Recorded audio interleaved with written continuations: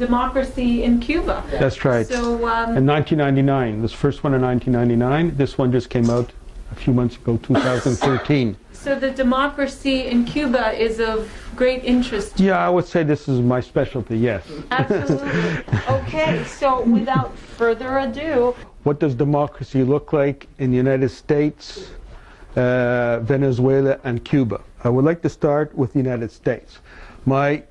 Everything I'm going to say about the United States and what I've written, it's quite a radical position on democracy in the United States, but I want to let you know that it's based on investigation. And just so no one feels heard here, I don't want to ruffle anyone's feathers who are Americans regarding democracy in the United States, just to let you know that pardon? Well, we'll get to that. Just to let you know that I dedicate my book, in addition to the Cuban Five, I also dedicate my book to all the peoples of Cuba, Latin America, and the Caribbean, as well as the peoples of the United States, especially those academics and activists such as yourself who are fighting against the status quo. So while I have a very specific position on the United States, my feelings lie with the peoples of the United States. It's not quite the same. Now, you just mentioned, is there democracy in the United States? Well, when I wrote my book, I decided my chapter in the United States, chapter 2, should be called Democracy in the United States. Now, when I say that, some people say, well, come on, it's a bourgeois democracy. Well, I think it's important to examine how this democracy actually works. Because it's important, either you have the official position, it's a great democracy. Not only that, it has to be exported all over the world, whether you like it or not. Or people say, well, it's a bourgeois democracy. And if people say, well, it's a bourgeois democracy, some of these people, I find, for example, would have illusions about Obama in 2008 and say, well, I'll vote for Obama, the lesser of two evils. Several people say that. Quite a few. It's quite rampant in 2008, less so in 2010. So my conclusion was it was important to look into how democracy actually operates in Cuba and not in the United States, and not actually get caught up in these stereotypes. It's a bourgeois democracy or it's a great democracy. So I just as an introduction to democracy in the United States, I investigated. I'm really very much interested in history, because history tells us how things operate now.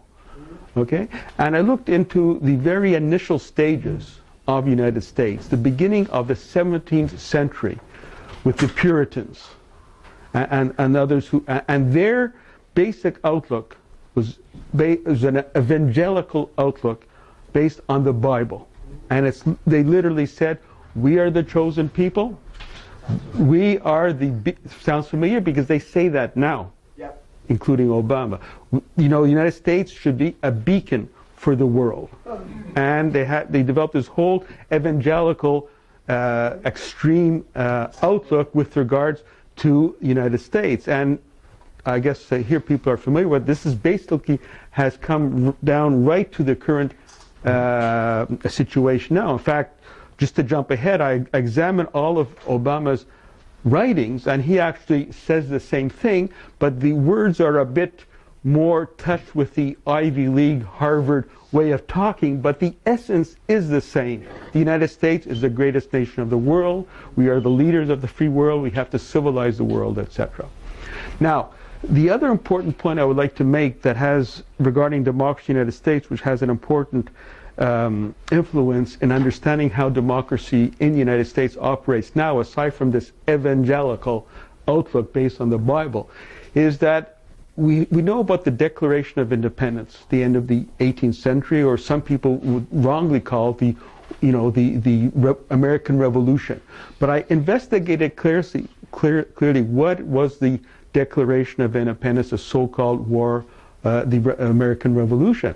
And based not on my own feelings, but investigating what American colleagues, American historians have come up with lately in the last few years with regarding to that experience. And what it really was is the following. It's outlined in detail in my book, that the 13 colonies fought against Britain. They were against the Church of England. They fought against Britain. But who was their main ally? It was France against Britain. So to make a long story short, my investigation has shown, along with colleagues from the United States, that that war of independence was really a struggle between three powers: two old colonial powers, Britain and France, and one new power, new colonial power, the 13 colonies, that even before it became independent was already becoming an expansionist, racist, later colonialist, and later imperialist power, while still being a colony. And so, you know, some people say, do you believe in American exceptionalism? Well, you might find it strange for me to say, yeah, I believe in American exceptionalism, in the sense that it is an exception in the history of the world that you have a country coming out of colonialism, as it happened in the end of the 18th century, and as it was coming out of colonial domination, it was itself becoming a colonial power.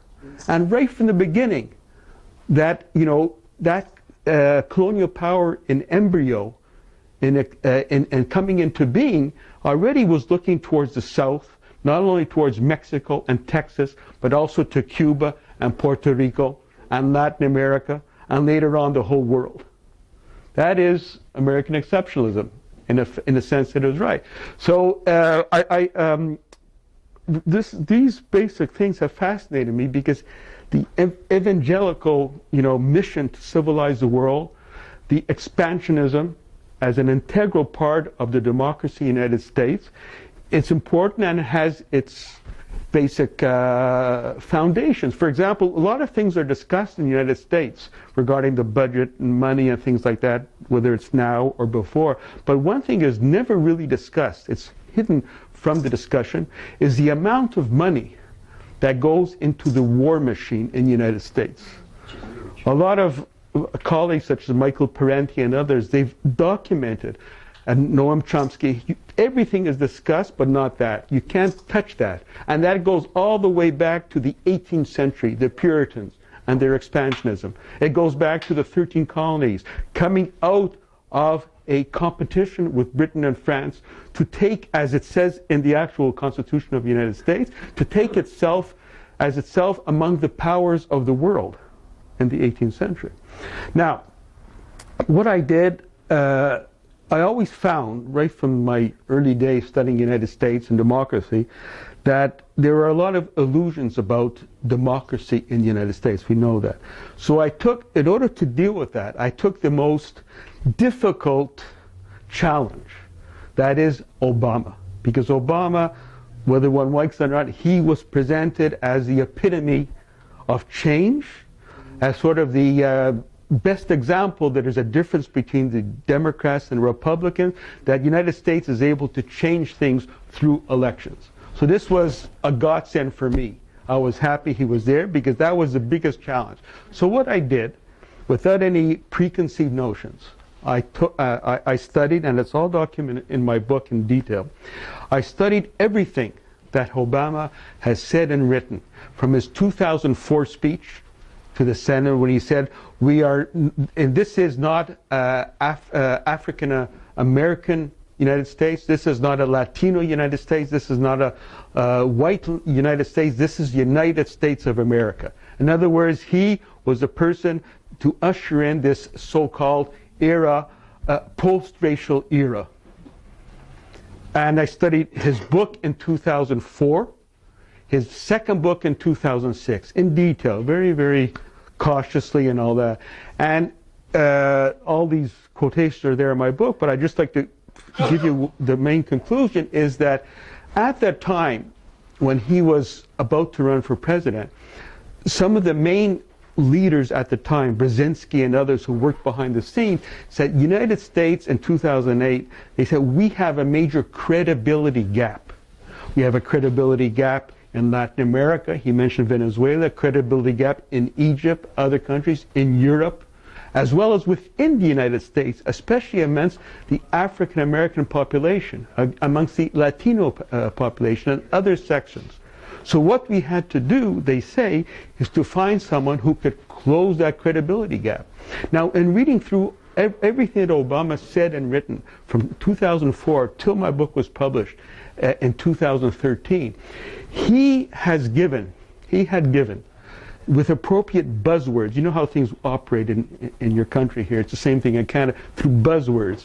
Buzzword means like a small clip, you know, a couple of key words. He gave the right buzzwords to the ruling oligarchy in the United States, that he was the best person to continue U.S. policies abroad and keep the lid on domestic uprising within the United States of America. We were talking about Vietnam. Some people from my own generation were involved in Vietnam. Like, what he says about Vietnam was really interesting. He was supposed to be someone progressive, but what he wrote about Vietnam, he ridiculed all of us who were in the movement in the 1960s and 1970s against U.S. aggression in Vietnam. And there was a lot of these type of buzzwords. At the same time, he also gave the impression that he was, symbolic of change, something new with regards to the Bush administration. So one of his quotes were that the war in Iraq was dumb. He wasn't against the war in Iraq as a basic principle. He said it was dumb. So what I wrote in my book, I asked, well, if it's a dumb war, what does a smart war mean? And now we know. The smart wars are these drones that are going all over the place and killing people in a much larger level than the Bush administration and others before took over. So this is how he wrote and talked from 2004 right till the second mandate. Buzzwords that he's okay with the status quo. In fact, he can carry out things much better than the Republicans, and he did. And at the same time, with regards to the domestic situation. So, regard with the domestic situation is really important. I also watch very carefully the Occupy movement here in New York, as well as elsewhere in the United States, and similar movements developed in Canada, in Spain, etc.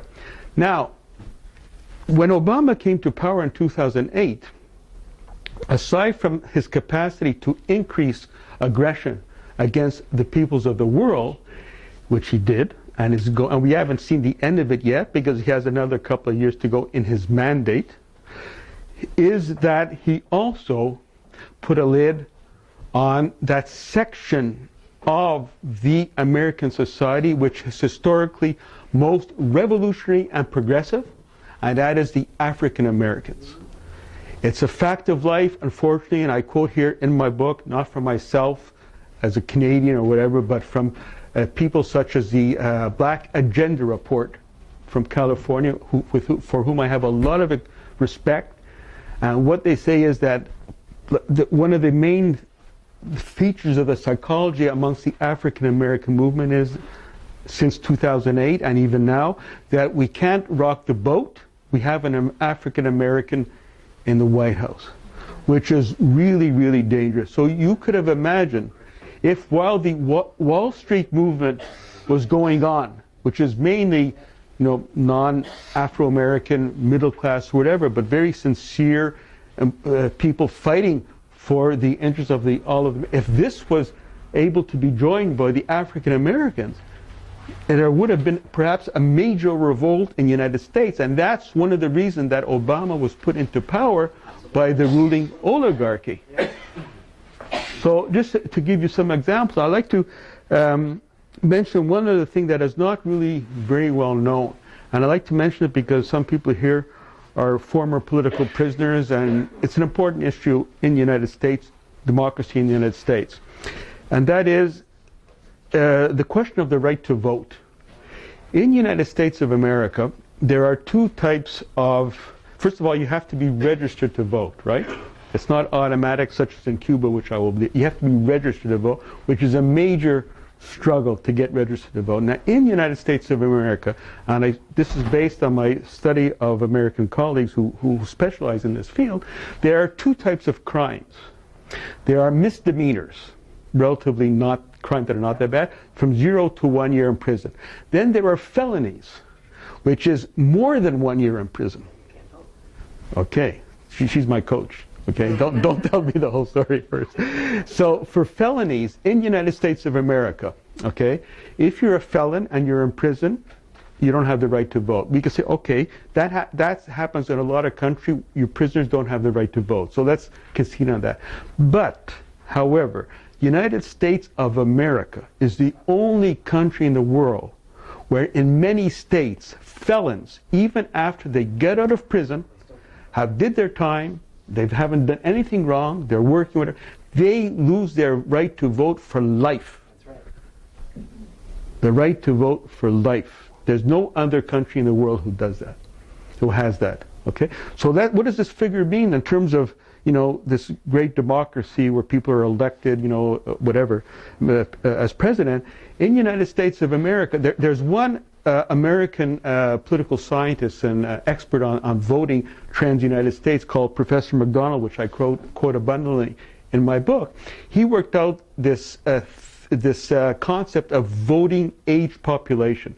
Not just if you have the right to vote because you managed to register, but you're 18 and over, and in theory have the right to vote in the United States. Voting age population. So that also includes felons who lost their right to vote. It includes many Latinos. By the way, Latinos, I also document that, have the right to work, right, to pay taxes, and not only to go into the army and fight and risk their life, they're actually recruited actively into the army, but they don't have the right to vote. So that's one of the main contradictions of democracy and the U.S. So in the 2008 elections, when elections took place, the voting age population turnout vote was 57%. You know, if you go back to 2008, there's this big worldwide thing. Obama got elected. The whole world is changing. The whole world was in love with Obama. He got the majority of votes. But only 57% of the voting age population voted in 2008. Now, as we know, in general, the vote is split between the Republicans and Democrats. So I'm not great at math, but a half of 57 is what is about 26, 27%. So someone gets elected on that basis, half of 57%. And in 2008, the voting age population went down from 57 to 54%. And half of that, of course, went to the Republicans, the other half to the Democrats. So that's one aspect I think to keep in mind when it comes to evaluating how democracy in the U.S. operates. Now, as I was going through this examination of democracy in the U.S., I noticed in terms of the credibility gap, how Obama is able to carry out things domestically and internationally better than Bush or better than McCain or Romney after that. So I was coming to the conclusion, you know, the thing about the lesser of two evils, okay? We're continuously told this in the United States, and there's a spillover effect as well in Canada, because even Canada is supposedly an independent country. You know, we're dominated by CNN and the American news and all that. It's part of what I call in my book, the Americanization of the world, which of course I'm against, but it's still a problem. So we are told in the United States, and this is continuously, whether it's Fox News, CNN, New York Times, they say, well, there's the Democrats and Republicans, there's the left and the right, there's the liberals and conservatives. And then we're supposed to be happy with this choice between these two options, whatever they're called. So the people in the United States have largely been fed the illusion that you have a choice between two. So I was coming to the conclusion, what is this choice between the two? And then I read this article in Black Agenda Report from California. And they wrote, and I agreed, they were sort of groping at what I was thinking, that Obama is not the lesser of the two evils. He is rather the most effective of the two evils in carrying out the policy of the U.S. ruling circles. That's right, the most effective of the two evils, which is true. Like if it was Bush or Romney or Palin, yeah, doing these things about drones, the espionage activities, what happened in Libya, in Syria and all that, there were people in the streets demonstrating but it's relatively quiet in the United States. So he is the most effective of the two evils in carrying out not only the same policies as Bush or others before that, but more aggressive than ever. Yep. And in fact, I have a very controversial conclusion towards the end of my chapter of democracy in the U.S. in dealing with the lesser of two evils. I also raise the question, which is that is it possible? I raise the question of the politics of the two-party system and the possibility of fascism. That is, first of all, the red herring that you have the red herring about the right wing in the United States. But is it possible? I just raise the question. I don't accuse. I don't come down very strongly saying that this is the case. But I do say that when we look at fascism in 2013, we don't have to look at fascism as it was exercised by Hitler in the Second World War. A white guy with a mustache, Hitler. Can fascism be, because one of the main features of fascism is controlling the population domestically and carrying out aggression internationally. They're doing it now. And the control, instead of concentration camps, it can be done otherwise by controlling the minds. Like Noam Chomsky said, manufacturing consent. This is what he is doing, manufacturing consent, despite all of the contradictions in the United States. Unfortunately, he is still doing it. So this is basically my view of the United States. It's not a rosy picture, but I think it's better to look at the facts. It's better to look at the facts. It's all based on facts. I didn't make anything up, and most of my sources come from American colleagues, because I'm not American, I'm a Canadian. I don't like to come across as a Canadian putting down United States or whatever. My sources are mainly American scholars. So in my chapter, you'll see that whole section regarding democracy in the United States, and unfortunately many things that I wrote, and just before the book came out the press in January 2013, I even spoke about Trayvon Martin. I spoke about the atrocities in Afghanistan, and with regards to the gun violence and all that. And I said this thing is bound to carry on. Unfortunately, I wish I was wrong, but I was right. And why? Like, they have a big thing about gun violence in the United States, okay? But the essence of the question is the following. Like, they say, how come we can't stop it, everyone, people like Anderson Cooper is also wants to, deal with it, or Pierce Morgan, or the liberals. They all basically skirt around the issue. But the issue of gun violence is that in the United States of America, there is a huge industry of individuals who produce weapons and make money out of it, millions of dollars out of it. And in this system, this capitalist system, the people who make money out of selling guns, they're on a pedestal. You can't touch them. So of course the bottom line is there's a problem with the system. So these are some of the things that I deal with in my chapter, Democracy in the United States. And I think one of the most important things to deal with is the so-called lesser of two evils. Because it's going to come again soon, once again, with Hillary Clinton, probably the Democrat. A woman better than a man, or whatever, lesser of two evils. So what I basically say that the worst thing in the United States is for people to have illusions about the lesser of two evils, because it forever postpones the necessity to develop a movement against the two-party system. That's a really important point as far as I'm concerned. And this brings me to my second example, Venezuela. I don't know Venezuela as well as I do Cuba. I've spent many years in Cuba studying that country, and I've been to Venezuela a couple of times as well. But Venezuela is really an important example, because in Cuba, we know, we're talking together, the revolution there took place, an armed revolution in 1959.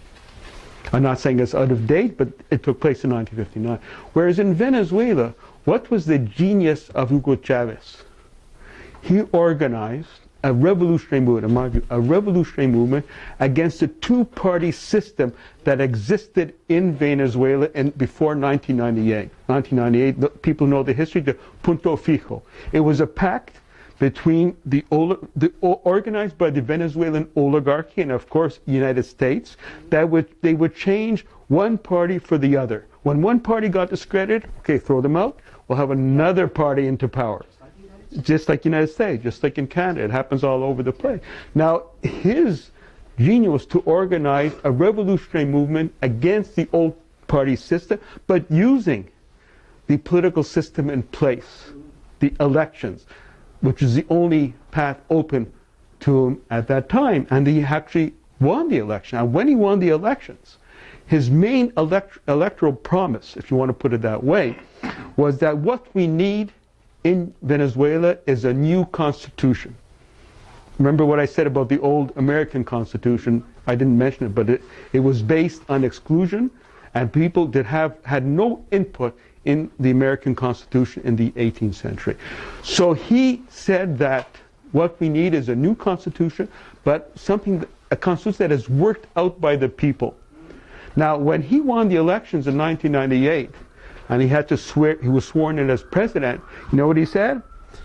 They gave him the Constitution. He said, "I swear on this moribund Constitution," and he went on. So he's a person of principle. He swore on the moribund Constitution, but right after coming into power as president, he and his collaborators started to organize a constituent assembly. That is, in normal modern-day terms, you have people voting for delegates to form a constituent assembly who are delegated to work out a draft. I repeat, a draft of a constitution, not a final constitution. And then once the draft of a constitution is worked out, it is presented to the people for their input. And that is what happened in Venezuela after 1998. They worked out a draft constitution and it was sent to the people for their input. And I interviewed people from Venezuela who were involved in that, and they literally had crates and crates of suggestions coming in from the people, what to do, what to change, what to keep, what to amend. And then it came back to the Constituent Assembly and was finally adopted with all of this input from the people. And then once again it was presented to the people in a vote, democratic vote, for or against this constitution. And the vast majority of people actually participated in the vote and voted in favor of this new constitution. Now, one of the main features of the new constitution, and aside from the fact which I think is important, is that people actually participated in working out the constitution, contrary to the United States of America. And one of the main features was the ability that the constitution gave the new revolutionary leadership to start chipping away at the oligarchy in Venezuela, especially those who own the petroleum industry, the oil industry.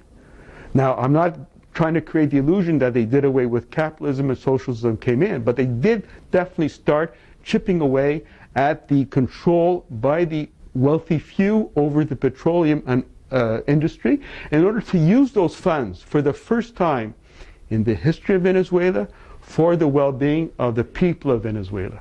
Health, education, etc. Now, I'm not saying that it's perfect anymore, that it's perfect in Cuba, but this was the basic orientation that Hugo Chavez ushered in when he overthrew the old party system, the two-party system. And this, of course, has developing since that time. And people are familiar with the recent history of Venezuela. And he has been really an innovator. Chavez has been an innovator with regards to developing a political process that favors participatory democracy.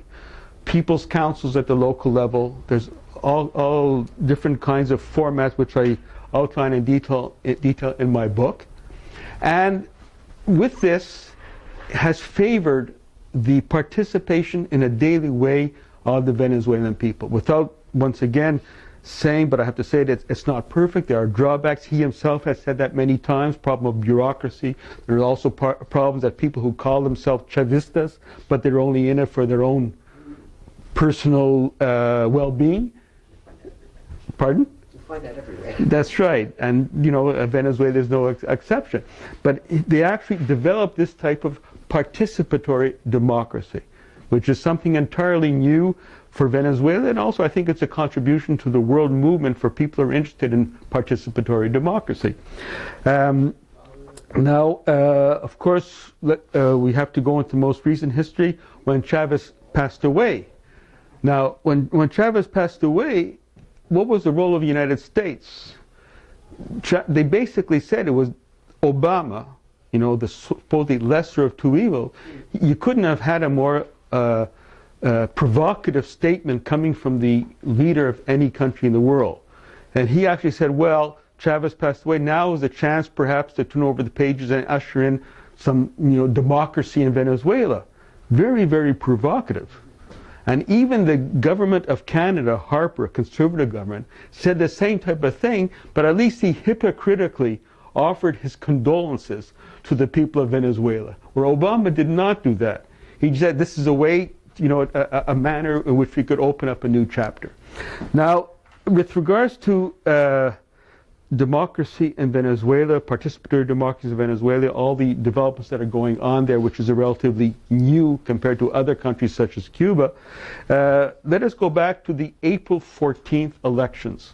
These were the elections that took place April 14, 2013, the first elections after Hugo Chavez passed away the previous month. And it's quite recent, April 14, 2013. As many of you may know, the results were very close. Very, very close. Okay? But, it's a complicated situation. But what was the role of the United States in this from there until now? Obama, as the leader of the democratic world, with the whole baggage of all the elections that took place in the United States since the beginning, said, well, on April 15, he said the elections were very close. We have to have an audit. We have to check the elections.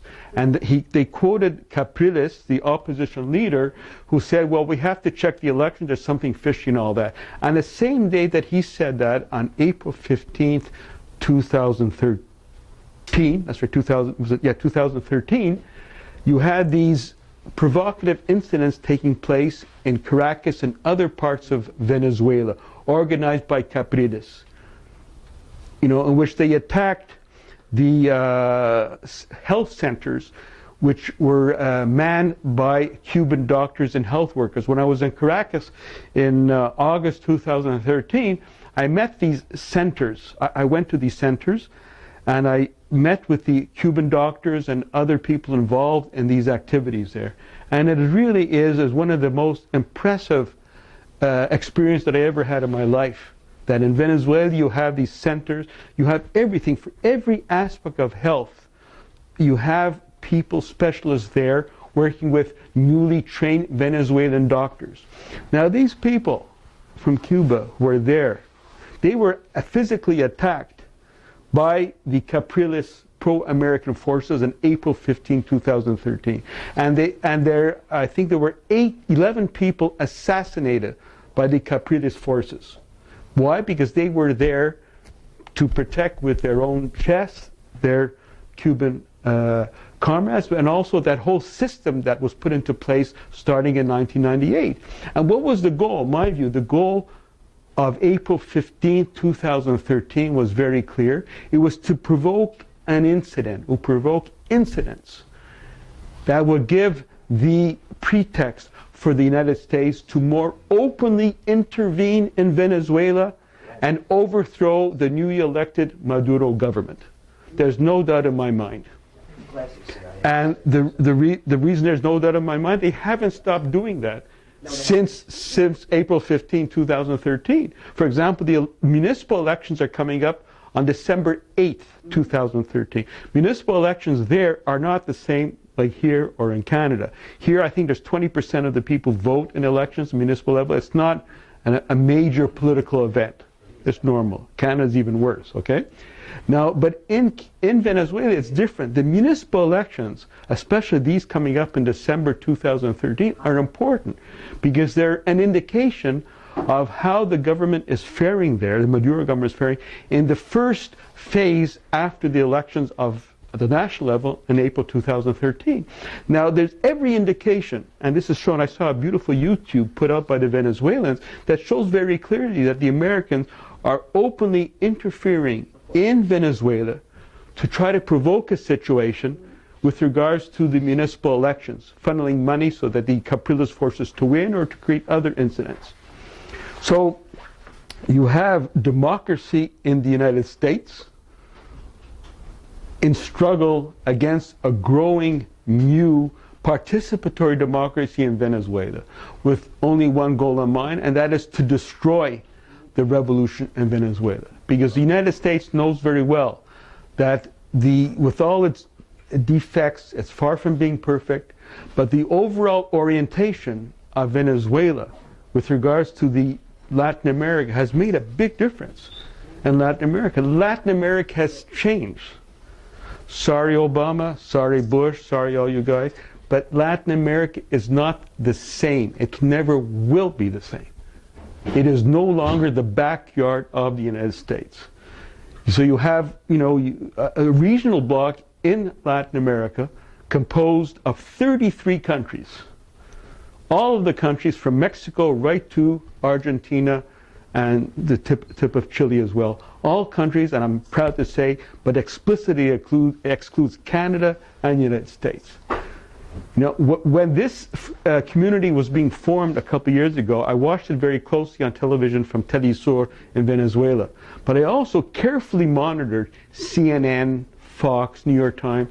Do you know that the establishment of this regional bloc of 33 countries, which is, objectively a major event, it was completely blacked out by the U.S. media. Stew people will not know about it. So when they organize provocative activities against Venezuela or against Bolivia or against Ecuador or against Cuba, the American people are in the dark. Why are they doing it? They're doing it because they want to turn back the clock of history. I think that's a very important point, and people should watch carefully the elections that are going to take place in December 2013 on a municipal level. More provocations coming up, and of course, the situation has been similar in don't have time to go into detail, in Bolivia and Ecuador, where new governments have come into being, and they proudly stand side by side with Venezuela and Cuba in this new Latin America. Even countries that are and leaders who are not really left as such, they're all together in this thing. Like whether it's Argentina, Brazil, or other countries, it's an entirely new situation. So people here who are of Latin American origin here should be very proud that Latin America and the Caribbean is the region in the world that is opening up a whole new path for the entire world. A whole new path for the entire world. It is no longer a unipolar world with the United States. It's a multipolar world. We have Latin America, this new regional bloc, have very close ties with China, with the Soviet Union, with Iran, irrespective of what we think of these countries. The point is that they're having relationship with these important countries. It's no longer a unipolar world, but Obama and whoever succeeds him, Clinton or whoever, they're still working on that old mentality that they want that unipolar world back. That same mentality that comes from the 18th century evangelical, viewpoint, beacon of the hill, the chosen people. And it's not by accident. The closest ally of the United States is another chosen people, Israel. Yep. Okay, so this is some important points that I'd like to raise with regards to these countries. Just before going on to Cuba, I'd like to point out that, or I could link it with Cuba, is that the United States, when they talk about the Constitution, Obama, when he goes all over the world, he said, we have the oldest democratic constitution in the world. Okay, it's true. It's true. It's very old, but that's the problem. It's outdated. No, that's exactly it. Now, here I have, just to make sure that no one thinks that I'm one side, I have Constitution of Cuba, Bolivia, Ecuador, and Venezuela here. But I also have the Constitution of the United States. And I challenge anyone to find the word democracy in this Constitution. It's not there. I challenge anyone to find the modern notion that sovereignty lies in the hands of the people. It's not there either. However, in the Cuban Constitution, we'll go into, which was developed in 1976, in the Venezuelan Constitution, in the Bolivian Constitution, and in the Ecuadorian Constitution, all four of them say very clearly sovereignty lies in the hands of the people. Aside from everything else with regards to environment, the right to water, and things like that, sovereignty lies in the hands of the people. In my view, that is an extremely important development, and it puts to shame the American democracy. It puts to shame the old Constitution of the United States. It puts to shame, just so you don't think that I'm prejudiced with regard to the United States, the Canadian Constitution. You know who the head of state of Canada is? The Queen of England. Yeah, and Canada's supposed to be another model for the world. That Constitution, we never had a say in the Canadian Constitution. We never have a say that, do we want the head of state to be the Queen of England? No, you see? So what's happening in Latin America? That is the new modern world that is coming into being. The old world is United States, England, Europe, that old moribund world who are desperately trying to hold on to power and to maintain what they want is a unipolar state. Now, I would like to carry on with Cuba. Okay. Now, my book is not only about Cuba, but it is one of the main features of Cuba. One of the reasons I deal with democracy in the United States, democracy in Venezuela, Bolivia, and Ecuador is to indicate to people that there's more than one way of looking at democracy. That's a major problem. Like I spoke to colleges at here, Lehman College in Bronx. Now, this is the main thing I deal with. The students, despite their openness and all that, they're very much victims to the notion there's one kind of democracy, U.S. democracy. So I deal with democracy in the United States the way I dealt with it here with you in a very rapid sort of way. Democracy in Venezuela, which is completely different. It didn't come into being through an armed revolution. It came into being otherwise. They developed their participatory democracy, and then Bolivia and Ecuador. So they're different types of democracy. And therefore, it allows me to go into the country that is most maligned when it comes to democracy and election. That is Cuba, since 1959. When the revolution took place in 1959, the United States of America has never forgiven Cuba for becoming sovereign, and secondly, had never forgiven Cuba to build a new society, even if it is not perfect, but a society based on equality, where everyone has the right to health, education, etc. They have never forgiven Cuba for doing that. And so they had this continuous propaganda that Cuba is a dictatorship, it's run by the Castros, it's run by the Communist Party, etc. It's drilled into the minds of people in the United States and elsewhere since 1959. Now, in my book, just to deal with the question of elections in Cuba, I have, it's one of my favorite parts of my book. Like on the issue of elections after the revolution in 1959, I have a subject that who rejected the elections in 1959. Right after 1959, Fidel Castro started to have meetings with people, mass meetings with people in plazas and things like that. At one point, he mentioned, well, do you think he mentioned to people there, millions of thousands, 100,000 people, do you think we should have elections? His suggestion was actually booed down by the people. Not Fidel Castro, but his suggestion or his notion of maybe we should have elections was booed down. Why? Because the only experience that the Cuban people had with elections at that time in 1959 were the ones organized by the U.S. from 1901 till 1958. All that corruption, of election, this two-party system going from one to the other, or if it didn't work, having a coup d'etat and fascism and all that. So we don't want these elections. That was their only experience.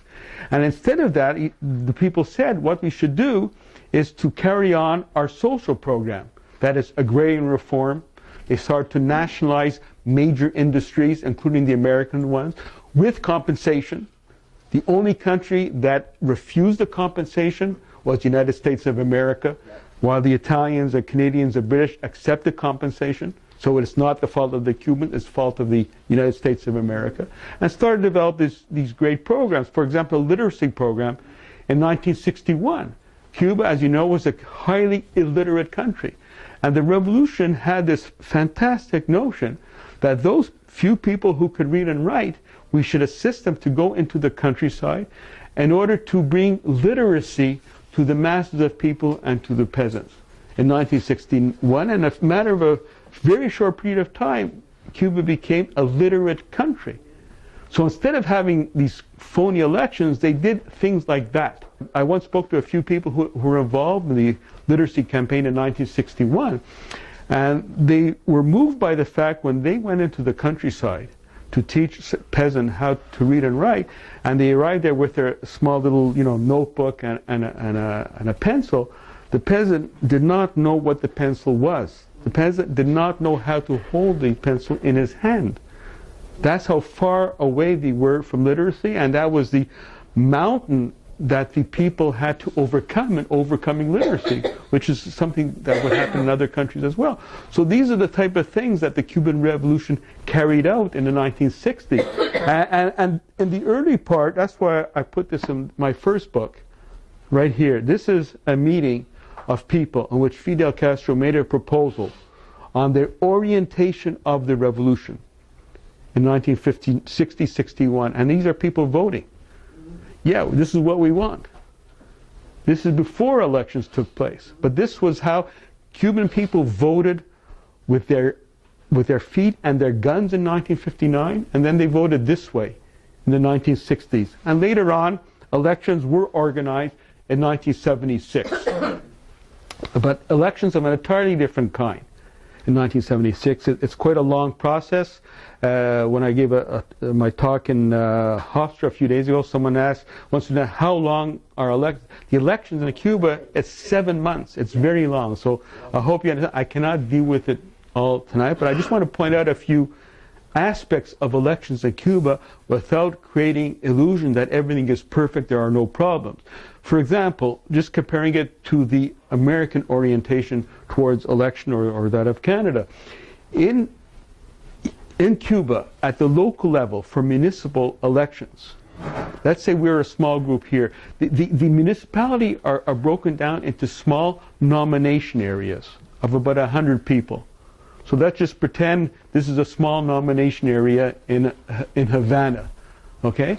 Now, in order to be nominated to run for elections for the municipal council, municipal assembly in Cuba, for example, you have the right to propose the person right next to you. I would propose this person to run for candidate at the election. Now, you're doing that as an individual, not as a party. And you don't mention that this person, I'm suggesting him because he's a member of the Communist Party. So right off the bat, you have something different. There is no involvement of any political party in the nomination of candidates, which is very refreshing from our point of view. Where we come from, it's the opposite. Everything is controlled by these party machines, and they decide, and then people are supposed to, just choose between a couple of people decided upon by these political parties. And then on the municipal level, once the different nominations take place, people have the right to vote in multi-party elections, multi-candidate elections between the different people who are nominated on this grassroots basis, and then this way the municipal assemblies are formed throughout the island. Now, on the national level, it's quite different, because you cannot have these small meetings on a national level in order to establish a national parliament which has to be a reflection of the entire country in terms of region, profession, religion, color of skin, occupation, etc. That's their goal of the parliament in Cuba, is to have a parliament that reflects the entire society, taking into account everything. So I think the Cubans came out with a very clever way of trying to reproduce these small local grassroots nomination at a national level, and the only organizations that are involved in that are the mass organizations. There are 6 mass organizations in Cuba. One is the trade unions. Second is the small farmers. Thirdly is a neighborhood. Fourthly is the Women's Federation. Fifthly is the university students. And sixthly is the high school students. Why high school students? Because in Cuba, everyone 16 years and older has a right to vote. Not like other countries. And this goes all the way back to the 19th century revolutionary struggle in Cuba against Spain, where people of 16 years older had the right to participate in political affairs in that way. And then it's a very complicated thing. You'd have to read my book to really get a hold of it, but eventually elections take place through the consultation between the mass organizations and candidacy commissions, which are composed only of mass organizations. It has nothing at all to do with the Soviet model that existed before. I interviewed people who were involved in developing this new electoral system in the 1970s. And I asked them openly, is this anything to do with the Soviet system? I said, no. They were actually, before they worked out their electoral system in Cuba, the people who were involved in working it out were sent to different countries, including the United States, in Europe, as well as the Soviet Union. And they openly told me, and I quote them in my book, they said when they looked at the elections in the Soviet Union, there were some things they did not like. One thing they did not like was the overwhelming importance of the party in the elections there. Very woody type of thing. They mentioned formality and things like that. So they rejected that. And they developed their own autochthonous, their own Cuban type of elections, which has nothing at all to do with the Soviet orientation. And I thought that was quite an accomplishment. Now, of course, there are the necessity to improve the electoral system, improve the democracy in Cuba, and I deal with this quite a bit in my book by interviewing people such as social scientists and others who see the shortcomings, but say, okay, we have to improve such and such thing, we have to improve such and such thing with regards to elections, with regards to the parliament, with regards to municipal assembly, but within the context of the revolution. So, as reflected in my book, there's plenty of space for discussion within the context of the revolution, how to improve this.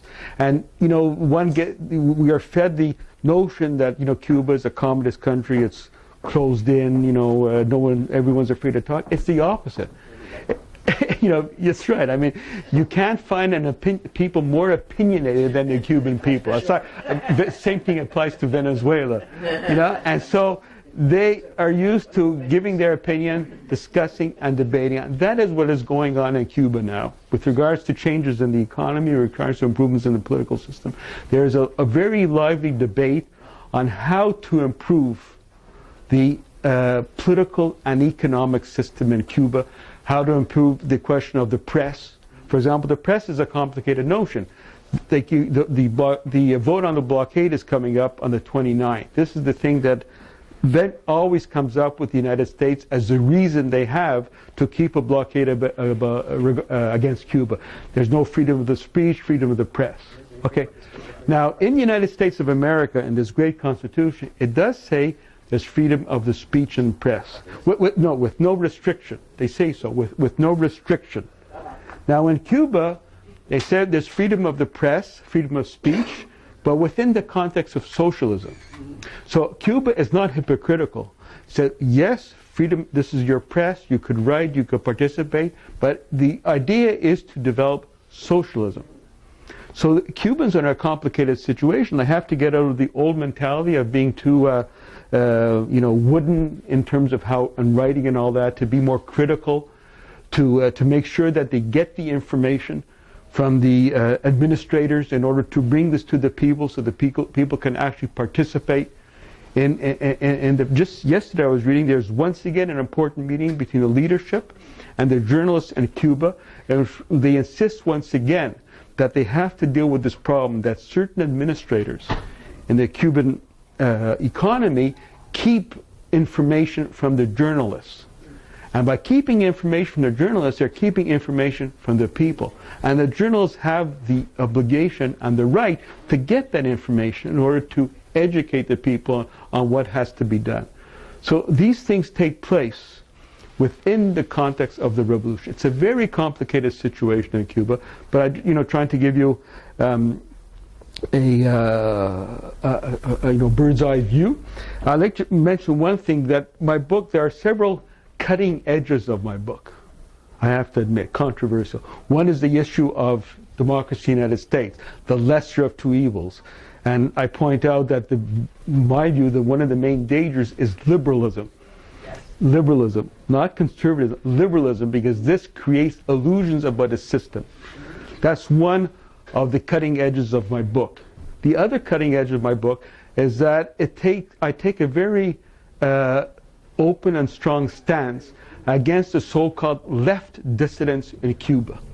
Some people might be familiar with them, for example, Havana Times. Okay? Now, these left dissidents in Cuba, they say, well, we're for socialism, we're for this, we're, democratic social and that, but we have to get, rid of this authoritarian system run by the Castros. So they're very nefarious, it's very complicated. They present themselves as being socialist or left, but they're really doing the dirty work for the United States by trying to assist the United States in Cuba to create an atmosphere of opposition to the revolution, but from the left. So I think this is an important point. For example, one of the people that are quoted often by those who like the left dissidents, they quote such and such writer for this newspaper, Havana Times. Now this person who came out with a position regarding the Venezuela election in support of Capriles against Chavez. So I ask you, how can someone be a socialist, a democratic left and all that, but support Capriles against Chavez? These are the same people who are also saying that the problem in Cuba is it's an authoritarian system, and we have to find something else. So I went into the history of the left dissidents and what is their basic ideology in Cuba. And I found out that in 1958, even before the revolution, and in 1959, when the revolution took place in Cuba, the State Department developed this theory of betrayal of the revolution. They say, and these are declassified documents, which I quote in my book at length, in which they say we have to get people, what they call friendly Cubans in Cuba, who would say that the revolution is great, but Fidel Castro betrayed the revolution. That was in 1959. And this is basically the same orientation that guide these so-called left dissidents now in 2013. It was great, but the revolution was betrayed and all that. So I think it is a controversial part of my book, but I wrestle with the idea before dealing with it. Events have shown that this is a real problem, these so-called left dissidents. In the same way that liberalism in the United States is a problem, because it creates illusions about the political system in Cuba. So I think I dealt in a bird's eye sort of way view with democracy in the United States, Venezuela, and Cuba, with a couple of points on Bolivia and Ecuador. So on that point, I would like to close, and I hope I made enough provocative statements for you to ask me some provocative questions that I would have be happy to answer. Thank you very much. Thank you. Your Spanish girl read it in Spanish. Okay, great, beautiful. Anyway, they're very interesting, and we're hoping Casa is the first one that everybody's in. But we're hoping there'll be other places in the city, so Ray? Figueroa. E. F-I-G-U-E? R-O-A. Oh, Figuero. Figueroa.